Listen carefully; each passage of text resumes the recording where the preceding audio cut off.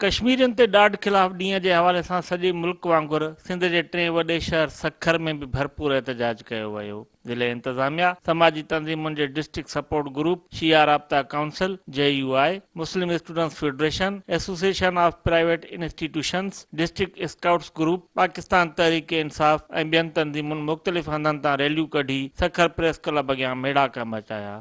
तंज़ीमुनि जे अॻवाननि जो चवणु हो त भारत तशद्दुद जे ज़ोर ते कश्मीरियुनि खे वधीक गुलाम नथो रखी सघे। भारत के असां मैसेज ॾियणु चाहियूं था त चाहे तव्हां केतिरो बि मुस्लमान क़ौम ते ज़ुल्म कयो, मुस्लमान क़ौम जा हमेशा हौसला बुलंद आहिनि, न कॾहिं उहे झुकिया न झुकंदा। कश्मीर में भारत बेहद जबर ऐं रियासती तशद्दुद करे रहियो आहे। दुनिया अंधी थी चुकी आहे ऐं ज़ुल्म ते कोई हुनजी अखि नथी खुले।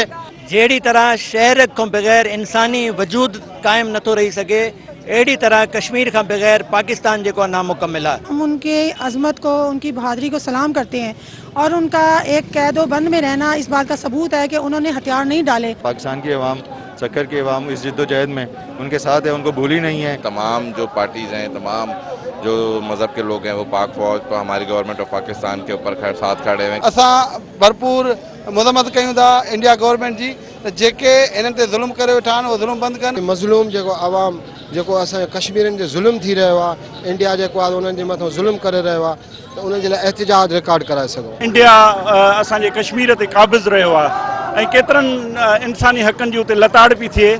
असां हिन रैलीअ जे ज़रिए दुनिया खे इहो ॿुधाइणु चाहियूं पिया त कश्मीर पाकिस्तान जो हिसो आहे। अक़वाम मुत्तहिदा आलम इस्लाम दुनिया के पुरज़ोर मुतालबो कनि था त इंटरवेन करे कश्मीरियुनि सां ज़ुल्म बंदि कराए वञे। कश्मीरनि ते थींदड़ ॾाढ ख़िलाफ़ सॼे मुल्क जो अवाम हिकु सिफ़े ते बि मुतालबो करे थो त गॾियल क़ौमुनि जो इदारो मज़लूम कश्मीरियुनि खे पंहिंजे राय जो हक़ ॾेई आज़ादी ॾियारे। सखर जे रवासनि ॾहनि खां वधीक कश्मीरियुनि सां यकजहती जूं रैलियूं कढी इहो ऐलान करे छॾियो त कश्मीर संदन अणटुट हिसो आहे ऐं कश्मीर जे आज़ादी ताईं संदन जदोजहद जारी रहंदी।